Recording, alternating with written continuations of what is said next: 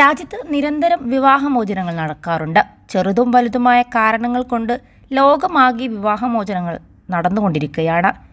എന്നാൽ വിവാഹമോചനം വഴി പുലിവാല് പിടിച്ച ഒരു കോടീശ്വരന്റെ വാർത്തയാണ് ഇപ്പോൾ ശ്രദ്ധ നേടുന്നത്. ദക്ഷിണ കൊറിയയിലെ സിയോളിലാണ് സംഭവം. കൊറിയൻ വ്യവസായിയായ പ്രമുഖനായ ചെയ് ടേവോണിനാണ് വിവാഹമോചന കേസിൽ നല്ല 8ന്റെ പണി കിട്ടിയത്.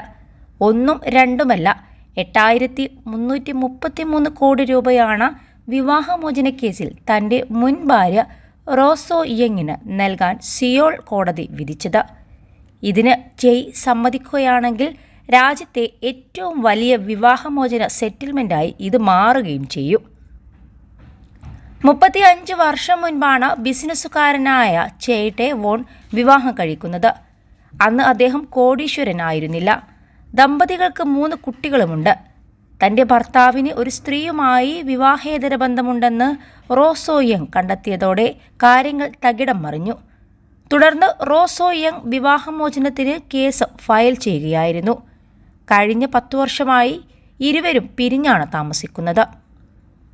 ഇരുവരുടെയും കേസ് പരിഗണിച്ചപ്പോഴാണ് റോസോ യങ്ങിന് ഭർത്താവിൻ്റെ കമ്പനിയുടെ ഓഹരികളിൽ ഒരു ഭാഗം നൽകണമെന്ന് കോടതി പറഞ്ഞത്.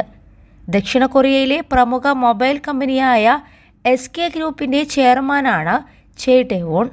SK ഗ്രൂപ്പാണ് ലോകത്തിലെ 2ാമത്തെ വലിയ മെമ്മറി ചിപ്പ് നിർമ്മാതാക്കളായ SK ഹൈനിക്സ് നിയന്ത്രിക്കുന്നത്. മുൻ പ്രസിഡന്റ് രോഹിത് ബൂമിൻ്റെ മകളാണ് റോസോ യങ്.